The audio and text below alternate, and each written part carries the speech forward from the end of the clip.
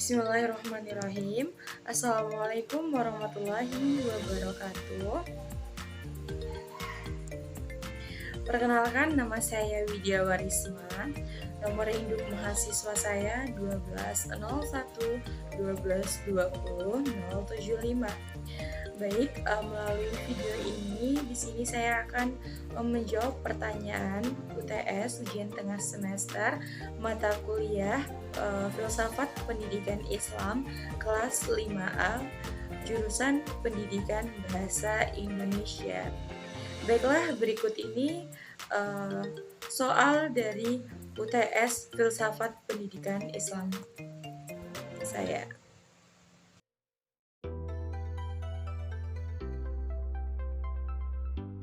Di sini saya akan menjawab pertanyaan yang pertama, yaitu mengapa penting mempelajari filsafat pendidikan Islam di jurusan Pendidikan Bahasa Indonesia.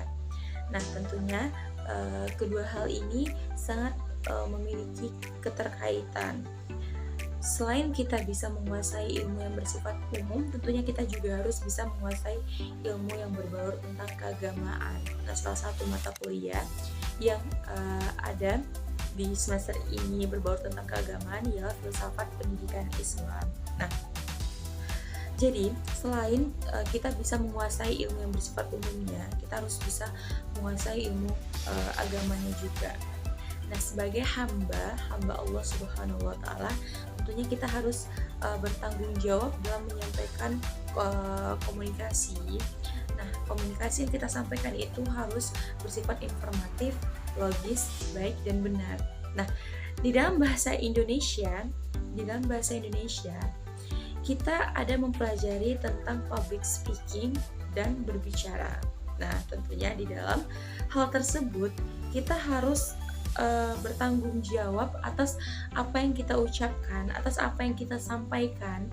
Nah, dari hal itu kita bisa berpegang teguh tentang filsafat pendidikan Islamnya atau tentang ajaran agama Islamnya, bahwasannya kita dalam berbicara ataupun menyampaikan informasi itu harus memang benar-benar tidak asal omong, tidak hoax. Nah, mengapa demikian? Karena ketika kita berbicara namun pembicaraan kita itu tidak benar, maka itu akan bisa menimbulkan kericuhan ataupun akan menimbulkan kekacauan serta akan menimbulkan kejahatan lainnya.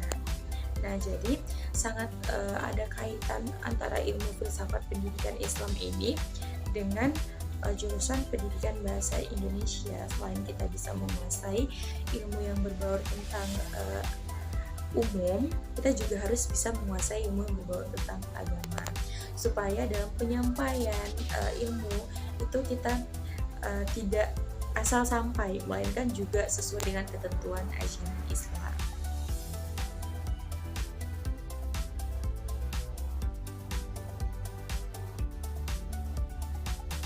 Baiklah, selanjutnya di sini saya akan menjawab pertanyaan yang kedua, di mana inti pertanyaannya itu ialah sebagai mahasiswa milenial, tentunya kita harus bisa memilih ataupun memilah informasi, baik itu informasinya itu apakah informasinya benar atau tidak. Nah, kita harus bisa memilih dan memilah informasi ini. Nah, bagaimana pandangan ini menurut perspektif Islamnya? Nah, ya benar sekali bahwasanya ini di era globalisasi sekarang ini, tentunya kita sebagai mahasiswa harus bisa menseleksi terlebih dahulu di mana informasi yang memang benar-benar harus kita sampaikan kepada orang lain, di mana informasi itu benar atau tidaknya, ataupun di mana informasinya itu hoax gitu. Jadi kayak kita itu memang harus benar-benar menseleksi terlebih dahulu, jangan asal sampaikan informasi kepada orang lain, karena itu merupakan bentuk kebohongan dan itu sangat dilarang oleh ajaran agama Islam. Islam mengajarkan kita untuk menseleksi terlebih dahulu sebelum kita menyampaikan sesuatu kepada orang lain. Seorang muslim tentunya kita harus memiliki sikap tabayun. Ataupun di sini sikap tabayun ini kita harus memiliki kebenaran terlebih dahulu sebelum kita menyampaikan informasi kepada orang lain. Nah, di dalam Al-Quran juga sudah dijelaskan Al-Hujurat ayat 6, di mana maknanya itu ialah bahwasannya kita diimbau untuk tidak menyampaikan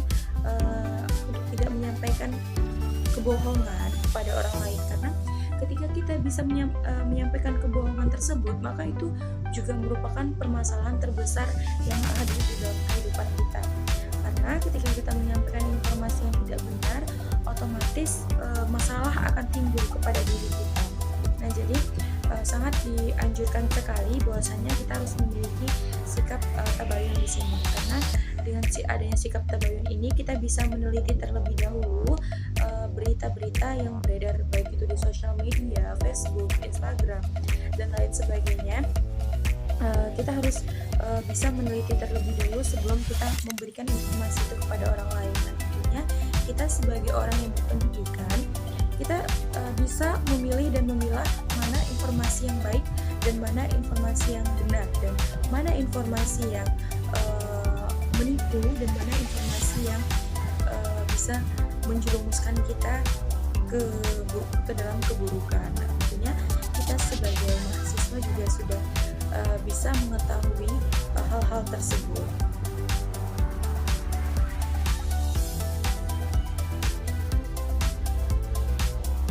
Nah, di sini saya akan menjawab pertanyaan yang ketiga, yaitu pertanyaan itu intinya ialah sebagai seorang guru di masa yang akan datang, bagaimana cara saya memperlakukan siswa saya di dalam proses pembelajaran menurut aliran progresivisme. Nah, jadi sebelum saya menjawab pertanyaan tersebut, kita harus mengetahui terlebih dahulu apa itu aliran progresivisme.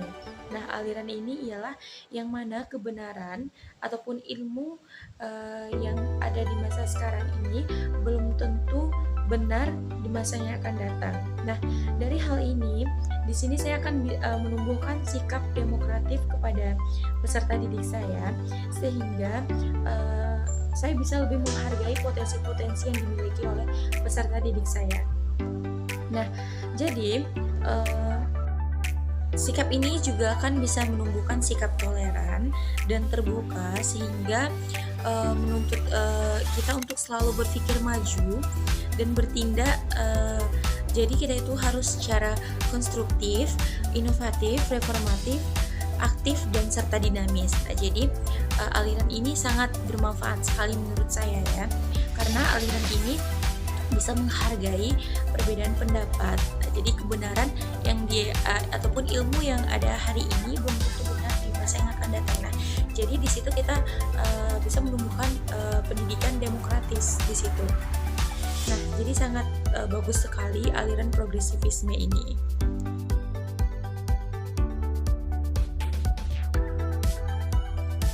Baik, selanjutnya saya akan menjawab pertanyaan yang keempat, yaitu yang mana pertanyaan itu bagaimana peranan aksiologi di dalam pembelajaran filsafat pendidikan Islam.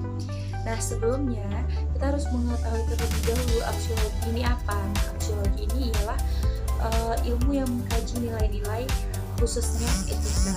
Nah, di dalam filsafat pendidikan Islam, aksiologi ini perannya itu ialah untuk mewujudkan manusia yang soleh, taat beribadah, memiliki kesabaran, memiliki etika yang baik. Nah, jadi contohnya itu ialah ketika seorang guru mengajar siswa yang bandel, guru tersebut harus tetap sabar dalam mengajar siswa tersebut, karena ketika gurunya itu marah-marah, otomatis etika dari guru tersebut akan kelihatan tidak baiknya. Walaupun anak muridnya itu bandel, guru tersebut harus tetap sabar dan harus mengajarkan siswanya itu dengan lemah lembut, sehingga etika dari guru tersebut bisa digugu dan ditiru oleh anak muridnya.